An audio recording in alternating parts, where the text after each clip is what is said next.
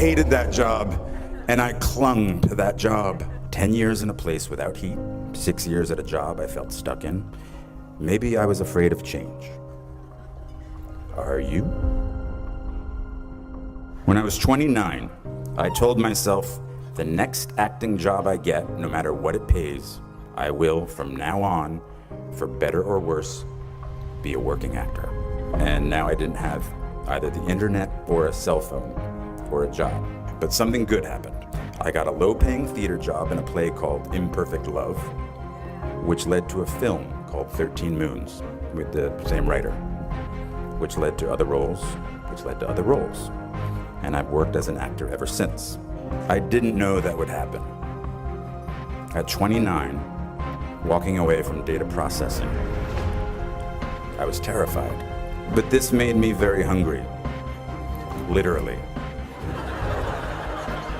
I couldn't be lazy. Now, I tell this story because the world might say you are not allowed to yet. Please, don't even bother asking. Don't bother telling the world you are ready. Show it. Do it. Trust me. A rhythm sets in. Just try not to wait until, like me, you're 29 before you find it. And if you are, that's fine too. Some of us never find it. But you will. I promise you. Raise the rest of your life to meet you. Don't search for defining moments because they will never come. The moments that define you have already happened, and they will already happen again. Don't wait until they tell you you are ready. Get in there. I waited a long time out in the world before I gave myself permission to fail. What did Beckett say? Ever tried, ever failed. No matter. Try again. Fail again. Fail better. The world is yours. Treat everyone kindly and light up the night.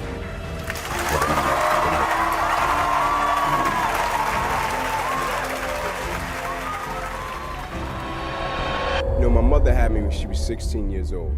And I used to sleep on the floor, and I had 8 uncles in that same house, and they did everything under the sun. You know, going in and out of prison.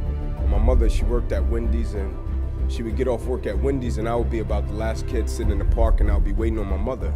Because I didn't want to go home because, you know, every other day or every other week, our front door would get kicked in because my uncles, they sold drugs. So every opportunity I got in solitude to cultivate a vision for my life, I took advantage of it. And one night, my mother came into the park and I walked off the field and I said, "Can you please introduce me to my father?" Because I played every sport, and every sport I played, we had to show our birth certificates. And so every time I pulled out my birth certificate, I would always see my mother's name, but I never saw my father's name, and so it bothered me. And so she said, "Sure." And so my first encounter with my father, I shook his hand. I said, "Hey man, how you doing?" He said, "Hey little man." He said, "Man, I heard you could really play sports." I said, "Thanks, I heard you can too." I said, "But here's what I need you to do for me. I need you to pick me up every Friday night, work me out every Saturday morning, and you can take me back home after that. I don't need any money, I don't need any clothes. I just need to make it to the NFL so I can help my mother and my grandmother. Can you do that?" He said, "Yeah, I got you." And so he picked me up one Friday night. The first Saturday morning, he shakes me. It's 4 a.m. in the morning. I wake up, I'm wiping the cold out of my eyes. He said, "Little man, you said you wanted it, right?" I said, "Yes, sir." He said, "Get up. We're running 2 miles to this fire station, 2 miles back home." I said, "Okay, let's do it." And so he walks by me and he busted a U-turn and he looked up at me. He said, "Son," I said, "Yes, sir." He said, "I want you to pull that other person outside of you today." No disrespect. I said, "But I don't see another person." I said, "So I understand we have different lives and you have a job, and so if you're tired, I get it. You can go back in the house and you can go to sleep, but you're not stopping me from running to this fire station. I'm running to this fire station whether you go or not." And he looked at me, and what he said to me, it pierced my heart in such a way. He said, "Son, what I'm trying to get you to understand is no matter how hard you work, there is somebody on the inside of you that works even harder."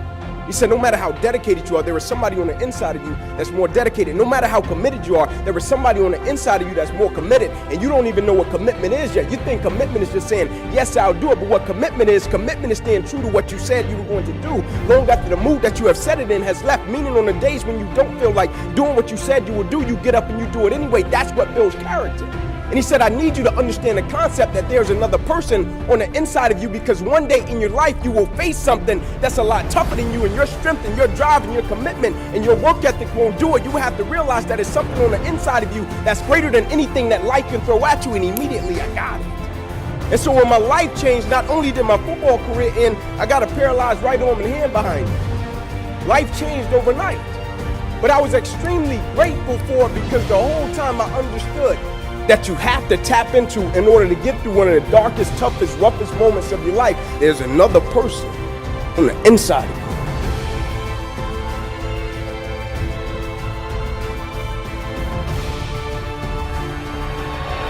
you. This was my shot. I cried a lot. It was so embarrassing. I got fired from Frasier, the one everyone knew was going to be a hit, and it was. This time, it was really hard not to think that it wasn't meant to be my career as an actress. A couple of months later, I was almost completely out of money. Then I got a call from a friend, the actor Richard Kind, who said, and this is exactly how he sounds, I heard what happened. I don't know how you get up in the morning. How do you even get out of bed, get dressed, walk out the door, and show your face? I was getting up in the morning and leaving my apartment, so maybe I was coping better than I was expected to. That's a good sign. And I understand that, because the 20s, they are that time in your life when you're really getting acquainted to self-doubt, when there's so much seemingly at stake. So let me reassure you, it's not supposed to be easy. You're supposed to have moments of uncertainty about which path to take, because the 20s are full of crossroads. When one door closes, another door always opens. It really does. That's what I would tell myself, to keep those moments of doubts only moments. And it worked. I kept going. Then it all changed. After many auditions, I was the second person cast in the pilot called Friends Like Us, which would later be changed to Friends. Jim Burrows also directed this pilot and the first 10 episodes of Friends. One day, the 6 of us were talking with Jimmy, exchanging the time I got fired stories. And Jimmy told them mine. Well, she's got the worst one of all. She got fired from Frasier.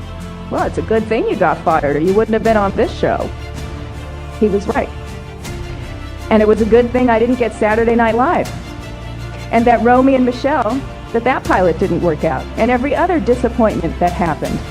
They were actually more like guideposts that kept me on my path. Oh, and after I got fired from Frasier, I went to a birthday party, and feeling like I had nothing at all to lose, I flirted with a guy who was way out of my league. We dated, and on Thursday, Michelle and I will have been married for 15 years. And we'll celebrate with our remarkable 12-year-old son. So, thank God I got fired. There is a reason for everything.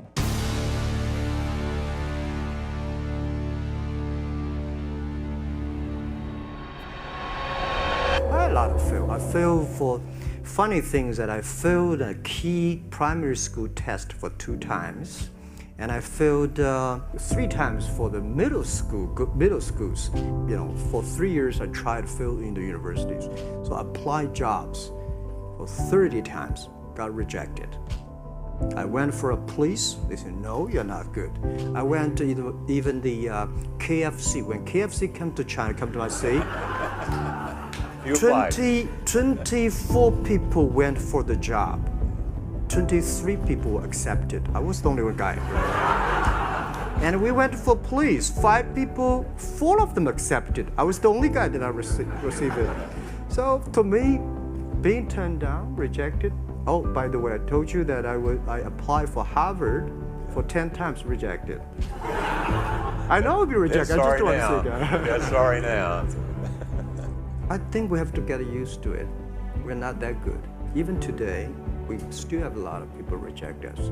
I don't think in this world there are a lot of people be rejected more than 30 times. If we, the only thing we never give up, the only thing we're like a Forrest Gump. We keep on fight. We keep on change ourselves. We don't complain. Whether you were successful or not successful, I find that people, when they finish the job, if they make the mistake, if they fail, if they always complain the others, this guy will never come back. If the guy only check himself, yeah, something wrong with me here, something wrong with me there, this guy has a hope.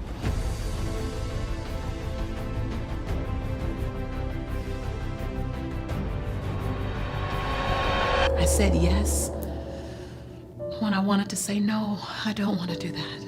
He became physically violent with me.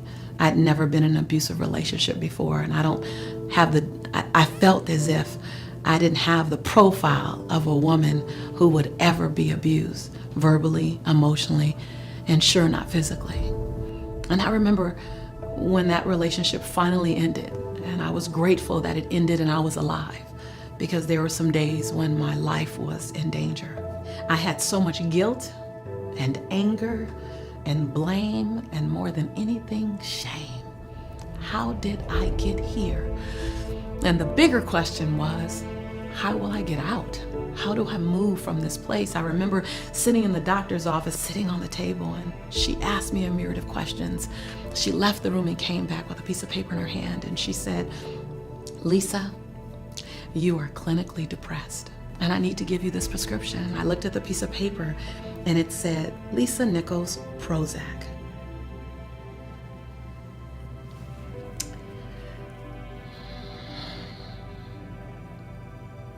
I didn't see that level of sad coming. I think when sad comes, you don't know it's coming. It's one little circumstance, another missed moment where you don't speak your mind, another moment when you don't say what's on your heart, another moment when you say yes and you really wanted to say no, another moment when you just put everyone else in front of you. And here I was in the doctor's office, clinically depressed. I asked my doctor, could I do something before I fulfilled the prescription? Could I try something else? Because when she said I was really, really sad, what I realized was that I had just forgot who I was.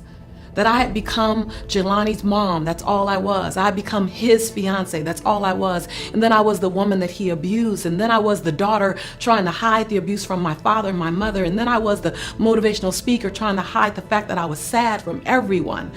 I just forgot who I was. And so I asked her, can I have 30 days to just discover me again? And I did 3 things. One, I put affirmations all around my house, reminding me who I was. You are an unrepeatable miracle. You are beautiful in your own right. You deserve healthy love. You are a child of God. Everywhere I could look in my house was a Post-it note reminding me of who I was. I read scriptures and I read words that showed me my birthright. And then every day I got in the mirror and I completed 3 sentences. I looked in my eyes and I said, Lisa, I'm proud that you, and I found 7 things to celebrate Lisa for. And the second sentence was, Lisa, I forgive you for. And I found 7 different things to cut the shackles of blame, shame, guilt, regret, and anger around. And I said, Lisa, I commit to you that. And I made 7 different commitments to myself every day for 30 days. And when I went back to the doctor, I was completely ready to take the prescription and fill it if I needed to. And I shared it with her. She asked me question after question after question again. And then at the end, she goes, I have 2 questions for you, Lisa. I said, what? She said, what have you been doing for the last 30 days? And can I use it with other patients? Because I had found my way back to me. And another moment that I'm super, super grateful for was when my daddy took me on my first date. I was 12 years old. And he took me out to a restaurant on the pier in Marina Del Rey. And he ordered my drink and ordered my food and opened the car door and all the things you would do on a great date that I didn't know anything about at 12. And at the end of the evening, I went to walk in the house and my father was holding the door open for me. And he closed the door so I could not get in. And I stopped and I was like, Daddy, what's wrong? And he said, I want you to know something, Lisa. Tonight I took you on your first date so you get to see how you get to be treated. I wanted you to see how you get to be treated. Now, sweetheart, how you choose to be treated, that's gonna be on you. The big moments in your life are made up by the little decisions you make. I didn't make a big decision to get in an abusive relationship. I made a little decision to lower my integrity bar. I made another little decision to stay when I saw the first sign that he didn't honor me the way I deserved to be honored. I made a little decision when I crossed over, moved past that moment of discomfort and allowed his words to make up for his behavior. It was my job to fall madly in love with me first, that no one was going to show me how to love me, that I have to show not only me how to love me, but I have to show other people how to love me, that you are the first example of what loving you looks like, and the way you love you is the way the world's gonna love you. So when you say, I don't need rest, then we believe you. When you say, no, don't worry about me, I'm fine, we believe you. When you say, no, I don't need help, we believe you. When you say, I'm fine by myself, we believe you. So here's what I realized: words are power. Words speak life. Your life is a physical manifestation of the conversation going on in your head, and it's a physical manifestation of the words that are falling across your lips. And if you want to create a better life, design a better conversation. If you want to design a better conversation, think a better thought, not about them, but first about you. And if you can feel it right now, something stirring in your soul, just that little something, you can't even describe it, then you're still in the game. It ain't over yet. It's never too late. At 20, at 40, at 55, at 75, at 88, it ain't ever too late to press reset and fall madly in love with the life that you've been given. And then you'll look up and your life is barely. Then you look up and your life is barely recognizable. I'm a girl from South Central LA, living between the Harlem Crip 30s and the Rolling 60s. Had 3 fights a week to get home from school. Got kicked out of college. I was considered academically challenged. I'm functionally dyslexic still. I wear everything as a badge. I'm fine with it. I'm not successful in spite of it. My success is beautiful because of it. I'm that woman who was on government assistance. Okay. I'm that woman who got out of an abusive relationship. Okay. But I'm also that woman who's authored or co-authored 7 bestsellers. I'm also that woman who's a CEO of a multi-million-dollar business. I'm also the woman who has an international brand and touches over 30 million people a year. I'm also that woman. Don't wear the labels, and don't let the labels wear you. You're bigger than a label. I'm a woman before I'm a mother. I'm a woman before I'm a CEO. I'm a woman before I'm a daughter. I'm a woman first, all things. I'm not a hero. I want to be a she-ro. And I want to give her a chance. And I say to you as your sister, you don't think you get to press reset, you better think again. It is not over.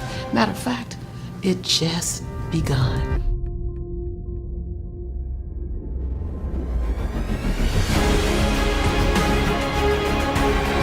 I was born with a silver spoon in my mouth, I know. I was born in Fallsby, West Virginia. And I went by where I was born last night, about 10:30. I was born in a cellar at home, delivered by Dr. McGraw. We had 1 bedroom for my sister, myself, and my parents. We had a half bath and a kitchen. 7.5 years we lived in that place. There was no welfare.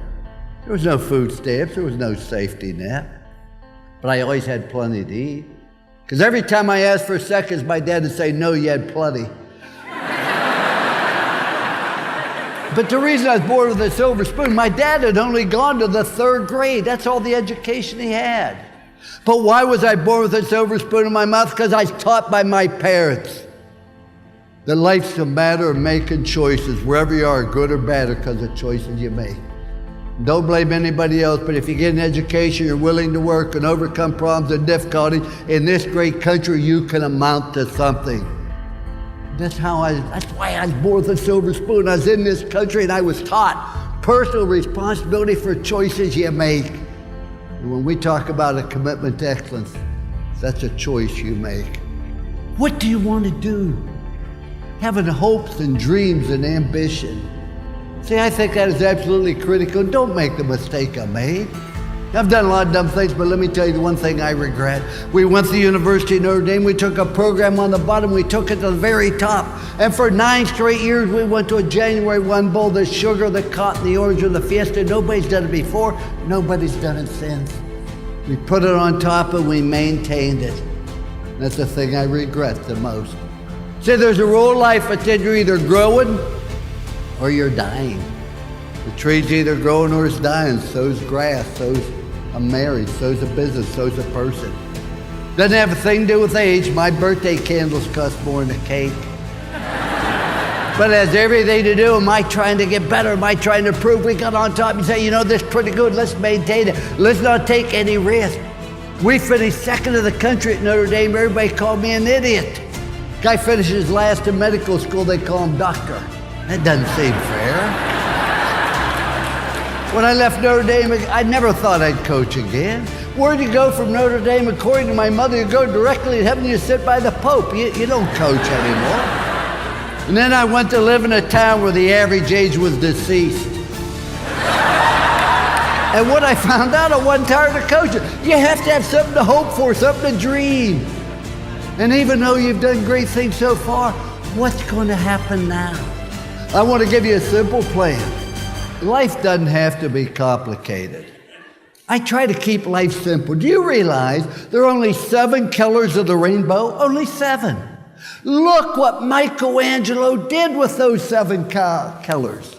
There's only 7 musical notes. Look what Beethoven did with those 7 notes. There's only 10 numbers. Look what Bernie Madoff did with those 10 numbers. The point I make is it doesn't have to be complicated. See, you need 4 things in your life. If you don't have any of these 4 things in your life, you're going to have a tremendous void. See, everybody needs something to do.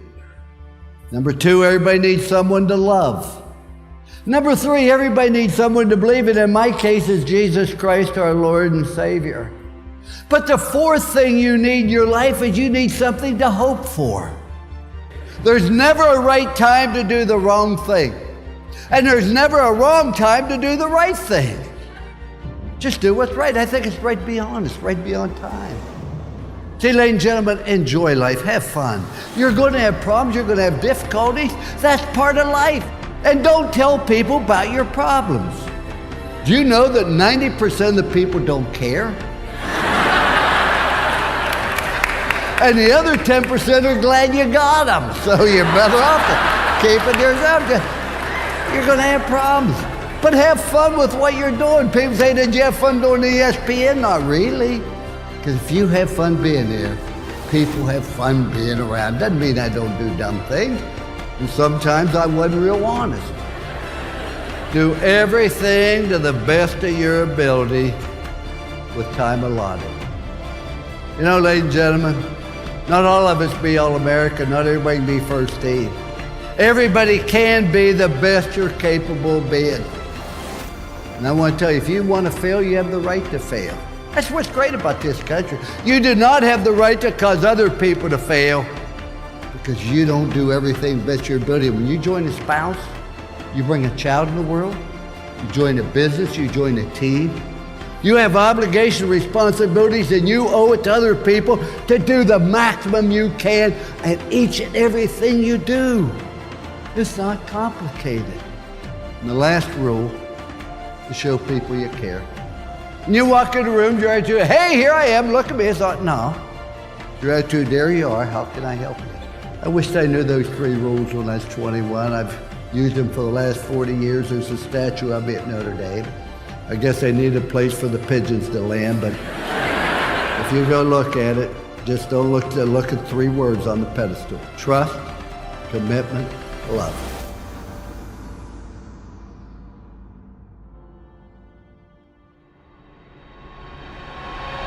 I was flunking out of college. I had a 1.7 grade point average. I hope none of you can relate. I had a 1.7 grade point average. I was sitting in my mother's beauty shop. They still call it beauty shops now? What they call it now? Yeah, I'll sit in the beauty parlor. I was sitting in my mother's beauty parlor, and I'm looking in the mirror, and I see behind me this woman under the dryer. And every time she looked up, every time I looked up, she was looking at me, just looking me in the eye. And I didn't know who she was, and I said, she said, somebody give me a pen, give me a pencil, I have a prophecy. March 27, 1975, she said, boy, you are gonna travel the world and speak to millions of people. Now mind you, I was flunked out of college. I'm thinking about joining the army. I didn't know what I was gonna do, and she's telling me I'm gonna travel the world and speak to millions of people. Well, I have traveled the world, and I have spoke to millions of people. But that's not the most important thing, the success that I had. The most important thing is that what she taught me and what she told me that day has stayed with me since. I've been protected, I've been directed, I've been corrected. Fail big. That's right. Fail big. You only live once, so do what you feel passionate about. Take chances professionally. Don't be afraid to fail. There's an old IQ test, was 9 dots, and you had to draw 5 lines with a pencil within these 9 dots without lifting the pencil. The only way to do it was to go outside the box. So don't be afraid to go outside the box. Don't be afraid to think outside the box. Don't be afraid to fail big, to dream big. But remember, dreams without goals are just dreams, and they ultimately fuel disappointment. So have dreams, but have goals. Life goals, yearly goals, monthly goals, daily goals. I try to give myself a goal every day. And understand that to achieve these goals, you must apply discipline and consistency. You have to work at it every day. You have to plan every day. You've heard the saying, we don't plan to fail, we fail to plan. Hard work works. Working really hard is what successful people do. And in this text, tweet, twerk world that you've grown up in, remember, just because you're doing a lot more doesn't mean you're getting a lot more done. Remember that. Just because you're doing a lot more doesn't mean you're getting a lot more done. Don't confuse movement with progress. My mother told me, she said, yeah, because you can run in place all the time and never get anywhere. So continue to strive, continue to have goals, continue to progress. And anything you want good, you can have. So claim it. Work hard to get it. When you get it, reach back. Pull someone else up. Each one, teach one. Don't just aspire to make a living. Aspire to make a difference.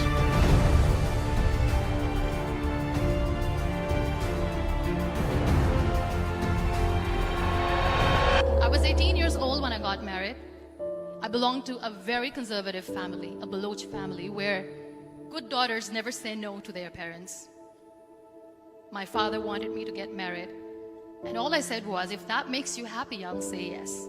And of course, it was never a happy marriage. Just about after 2 years of getting married, about 9 years ago, I met a car accident. Somehow my husband fell asleep and the car fell in the ditch. He managed to jump out, saved himself. I'm happy for him. But I stayed inside the car and I sustained a lot of injuries. The list is a bit long. Radius ulna of my right arm were fractured. The wrist was fractured. Shoulder bone and collarbone were fractured. My whole rib cage got fractured. But that injury that changed me and my life completely was the spine injury. Many people came to rescue. They gave me CPR. They dragged me out of the car. And while they were dragging me out, I got the complete transection of my spinal cord. Those 2.5 months in the hospital were dreadful. I was at the verge of despair. One day, doctor came to me and he said, well, I heard that you wanted to be an artist, but you ended up being a housewife. I have a bad news for you. You won't be able to paint again. Next day, doctor came to me and said, your spine injury is so bad, you won't be able to walk again. I took a deep breath and I said, it's all right. Next day, doctor came to me and said, because of your spine injury and the fixation that you have in your back, you won't be able to give birth to a child again. That day, I was devastated. I started to question my existence. Why am I even alive? So what kept me going was, one day I asked my brothers, I know I have a deformed hand, but I'm tired of looking at these white walls in the hospital and wearing these white scrubs. Bring me some colors, bring me some small canvas. I want to paint. So the very first painting I made was on my deathbed, where I painted for the very first time. What an amazing therapy it was. Without uttering a single word, I could paint my heart out. I could share my story. People used to come and say, what lovely painting. So much color. Nobody could see the grief in it. Only I could. And that day I decided that I'm going to live life for myself. I am not going to be that perfect person for someone. I am just going to take this moment and I will make it perfect for myself. That I'm going to fight my fears. So I wrote down one by one all those fears. And I decided that I'm going to overcome these fears one at a time. You know what was my biggest fear? Divorce. But the day I decided that this is nothing but my fear, I liberated myself by setting him free. And I made myself emotionally so strong that the day I got the news that he's getting married, I sent him a text that I'm so happy for you and I wish you all the best. And he knows that I pray for him today. Number 2 was, I won't be able to be a mother again. And that was quite devastating for me. But then I realized there are so many children in the world, all they want is acceptance. So there is no point of crying, just go and adopt one. And that's what I did.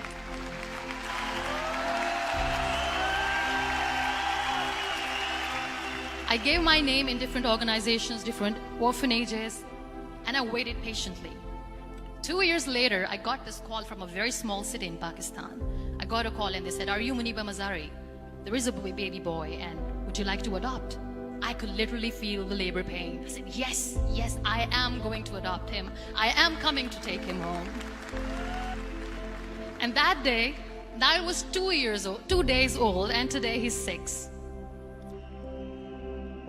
You know, when you end up being on the wheelchair, what's the most painful thing?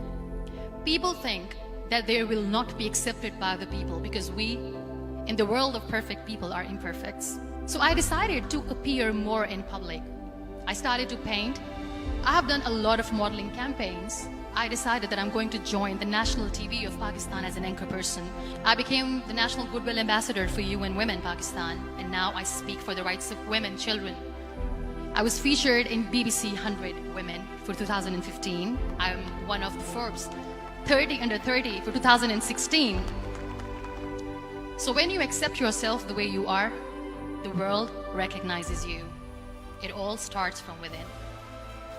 We have this amazing fantasy about life. This is how things should work. This is my plan. It should go as per my plan. If that doesn't happen, we give up. I never wanted to be on the wheelchair. Never thought of being on the wheelchair. This life is a test and a trial, and tests are never supposed to be easy. So when you're expecting ease from life, and life gives you lemons, then you make the lemonade, and then do not blame life for that. It is okay to be scared. It is okay to cry. Everything is okay, but giving up should not be an option. They always say that failure is not an option. Failure should be an option, because when you fail, you get up, and then you fail, and then you get up, and that keeps you going. Embrace each and every breath that you are taking. Celebrate your life. Live it. Don't die before your death. Real happiness lies in gratitude. So be grateful, be alive, and live every moment.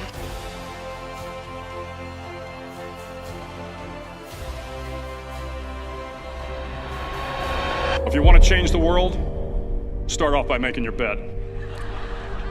If you make your bed every morning, you will have accomplished the first task of the day. It will give you a small sense of pride, and it will encourage you to do another task, and another, and another. And by the end of the day, that one task completed will have turned into many tasks completed. Making your bed will also reinforce the fact that the little things in life matter. If you can't do the little things right, you'll never be able to do the big things right. And if by chance you have a miserable day, you will come home to a bed that is made, that you made. And a made bed gives you encouragement that tomorrow will be better. To pass SEAL training, there are a series of long swims that must be completed. One is the night swim. Before the swim, the instructors joyfully brief the students on all the species of sharks that inhabit the waters off San Clemente. They assure you, however, that no student has ever been eaten by a shark, at least not that they can remember. But you are also taught that if a shark begins to circle your position, stand your ground. Do not swim away. Do not act afraid. And if the shark, hungry for a midnight snack, darts towards you, then summons up all your strength and punch him in the snout, and he will turn and swim away. There are a lot of sharks in the world. If you hope to complete the swim, you will have to deal with them. So if you want to change the world, don't back down from the sharks. Over a few weeks of difficult training, my SEAL class, which started with 150 men, was down to just 42. There were now 6 boat crews of 7 men each. I was in the boat with the tall guys, but the best boat crew we had was made up of the little guys, the Munchkin crew, we called them. No one was over 5'5". The Munchkin boat crew had 1 American Indian, 1 African American, 1 Polish American, 1 Greek American, 1 Italian American, and 2 tough kids from the Midwest. They out-paddled, outran, and outswam all the other boat crews. The big men in the other boat crews would always make good-natured fun of the tiny little flippers the Munchkins put on their tiny little feet prior to every swim. But somehow these little guys from every corner of the nation and the world always had the last laugh, swimming faster than everyone and reaching the shore long before the rest of us. SEAL training was a great equalizer. Nothing mattered but your will to succeed, not your color, not your ethnic background, not your education, not your social status. If you want to change the world, measure a person by the size of their heart, not by the size of their flippers. The 9th week of training is referred to as Hell Week. It is 6 days of no sleep, constant physical and mental harassment, and 1 special day at the Mud Flats. The Mud Flats are an area between San Diego and Tijuana where the water runs off and creates the Tijuana Sloughs, a swampy patch of terrain where the mud will engulf you. It is on Wednesday of Hell Week that you paddle down in the Mud Flats and spend the next 15 hours trying to survive this freezing cold, the howling wind, and the incessant pressure to quit from the instructors. As the sun began to set that Wednesday evening, my training class, having committed some egregious infraction of the rules, was ordered into the mud. The mud consumed each man till there was nothing visible but our heads. The instructors told us we could leave the mud if only 5 men would quit. Only 5 men, just 5 men, and we could get out of the oppressive cold. Looking around the mud flat, it was apparent that some students were about to give up. It was still over 8 hours till the sun came up. 8 more hours of bone-chilling cold. The chattering teeth and the shivering moans of the trainees were so loud, it was hard to hear anything. And then one voice began to echo through the night. One voice raised in song. The song was terribly out of tune, but sung with great enthusiasm. One voice became two, and two became three, and before long, everyone in the class was singing. The instructors threatened us with more time in the mud if we kept up the singing, but the singing persisted, and somehow the mud seemed a little warmer, and the wind a little tamer, and the dawn not so far away. If I have learned anything in my time traveling the world, it is the power of hope. The power of one person, a Washington, a Lincoln, King, Mandela, and even a young girl from Pakistan, Malala. One person can change the world by giving people hope. So if you want to change the world, start each day with a task completed. Find someone to help you through life. Respect everyone. Know that life is not fair and that you will fail often. But if you take some risks, step up when the times are the toughest, face down the bullies, lift up the downtrodden, and never ever give up. If you do these things, the next generation and the generations that follow will live in a world far better than the one we have today. And what started here will indeed have changed the world for the better.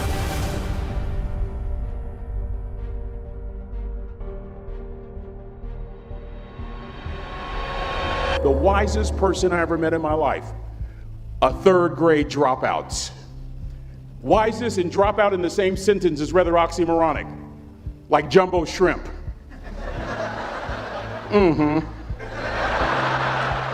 Like fun run, ain't nothing fun about it. Like Microsoft Works, y'all don't hear me. I used to say like country music, but I've lived in Texas so long, I love country music now. I hunt, I fish, I have cowboy boots and cowboy. Y'all, I'm a black neck redneck. Do you hear what I'm saying to you? No longer oxymoronic for me to say country music. And it's not oxymoronic for me to say third grade and dropout. That third grade dropout, the wisest person I ever met in my life, who taught me to combine knowledge and wisdom to make an impact, was my father. A simple cook. Wisest man I ever met in my life. Just a simple cook. Left school in the third grade to help out on the family farm, but just because he left school doesn't mean his education stopped. Mark Twain once said, "I've never allowed my schooling to get in the way of my education."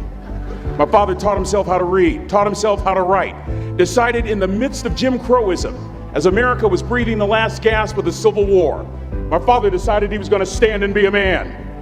Not a black man, not a brown man, not a white man, but a man. He literally challenged himself to be the best that he could all the days of his life. I have 4 degrees. My brother is a judge. We're not the smartest ones in our family. It's a third grade dropout daddy. A third grade dropout daddy who was quoting Michelangelo, saying to us, "Boys, I won't have a problem if you aim high and miss, but I'm gonna have a real issue if you aim low and hit." A country mother quoting Henry Ford, saying, "If you think you can or if you think you can't, you're right." I learned that from a third grade drop. Simple lessons. Lessons like these. Son, you'd rather be an hour early than a minute late. We never knew what time it was at my house because the clocks were always ahead. My mother said for nearly 30 years, my father left the house at 3:45 in the morning. One day she asked him, "Why, Daddy?" He said, "Maybe one of my boys will catch me in the act of excellence. I want to share 2 things with you." Aristotle said, "You are what you repeatedly do." Therefore, excellence ought to be a habit, not an act. Don't ever forget that. I know you're tough, but always remember to be kind. Always. Don't ever forget that. Never embarrass mama. Yeah. If mama ain't happy, ain't nobody happy. If daddy ain't happy, don't nobody care. But you know, I'm trying to tell you. Next lesson. Lesson from a cook over there in the galley. Son, make sure your servant's towel is bigger than your ego. Ego is the anesthesia that deadens the pain of stupidity. Y'all might have a relative in mind you want to send that to. Let me say it again. Ego is the anesthesia that deadens the pain of stupidity. Pride is the burden of a foolish person. John Wooden coached basketball at UCLA for a living, but his calling was to impact people. And with all those national championships, guess what he was found doing in the middle of the week? Going into the cupboard grabbing a broom and sweeping his own gym floor. You want to make an impact? Find your broom. Every day of your life, you find your broom. You grow your influence that way. That way you're attracting people so that you can impact them. Final lesson. Son, if you're going to do a job, do it right. I've always been told how average I can be. Always been criticized about being average. But I want to tell you something. I stand here before you, before all of these people, not listening to those words, but telling myself every single day to shoot for the stars, to be the best that I can be. Good enough isn't good enough if it can be better, and better isn't good enough if it can be best. Let me close with a very personal story that I think will bring all this into focus. Wisdom will come to you in the unlikeliest of sources, a lot of times through failure. When you hit rock bottom, remember this. While you're struggling, rock bottom can also be a great foundation on which to build and on which to grow. I'm not worried that you'll be successful. I'm worried that you won't fail from time to time. The person that gets up off the canvas and keeps growing, that's the person that will continue to grow their influence. Back in the 70s, to help me make this point, let me introduce you to someone. I met the finest woman I'd ever met in my life. Back in my day, we'd have called her a brick house. This woman was the finest woman I'd ever seen in my life. There's just one little problem. Back then, ladies didn't like big old linemen. The Blind Side hadn't come out yet. They like quarterbacks and running backs. We're at this dance, and I find out her name is Trina Williams from Lompoc, California. And we're all dancing, and we're just excited. And I decide in the middle of dancing with her that I would ask her for her phone number. Trina was the first one. Trina was the only woman in college who gave me her real telephone number. The next day, we walked to Baskin & Robbins ice cream parlor. My friends couldn't believe it. This has been 40 years ago, and my friends still can't believe it. We go on a second date, and a third date, and a fourth date. We drive from Chico to Vallejo so that she could meet my parents. My father meets her. My daddy, my hero, he meets her, pulls me to the side and says, "Is she psycho?" But anyway, we go together for a year, 2 years, 3 years, 4 years. By now, Trina's a senior in college. I'm still a freshman, but I'm working some things out. I'm so glad I graduated in 4 terms. Nixon, Ford, Carter, Reagan.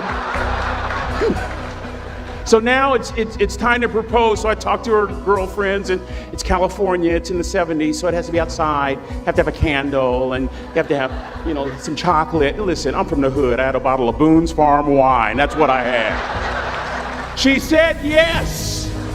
That was the key. I married the most beautiful woman I'd ever seen in my life. Y'all ever been to a wedding, and even before the wedding starts, you hear this? How in the world? And it was coming from my side of the family.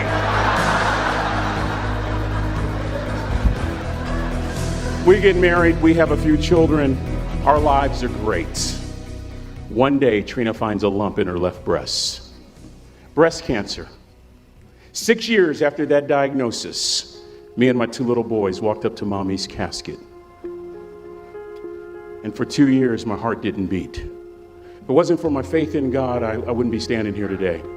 If it wasn't for those 2 little boys, there would have been no reason for which to go on. I was completely lost. That was rock bottom. You know what sustained me? The wisdom of a 3rd grade dropout. The wisdom of a simple cook. We're at the casket. I'd never seen my dad cry. But this time I saw my dad cry. That was his daughter. Trina was his daughter, not his daughter-in-law. And I'm right behind my father, about to see her for the last time on this earth. And my father shared 3 words with me that changed my life right there at the casket. It would be the last lesson he would ever teach me. He said, "Son, just stand. You keep standing. You keep standing, no matter how rough the sea, you keep standing." And I'm not talking about just water. You keep standing. no matter what you don't give up. And as clearly as I'm talking to you today, these were some of her last words to me. She looked me in the eye and she said, "It doesn't matter to me any longer how long I live. What matters to me most is how I live." I ask y'all one question, a question that I was asked all my life by a third grade dropout. How you living? How you living? Every day ask yourself that question, how you living? Here's what a cook would suggest you to live this way. That you would not judge, that you would show up early, that you'd be kind, that you'd make sure that that servant's towel is huge and used, that if you're gonna do something, you do it the right way. That cook would tell you this, that it's never wrong to do the right thing, that how you do anything is how you do everything. And in that way, you will grow your influence to make an impact. In that way, you will honor all those who have gone before you, who have invested in you. Look in those unlikeliest places for wisdom. Enhance your life every day by seeking that wisdom and asking yourself every night, how am I living? May God richly bless y'all. Thank you for having me.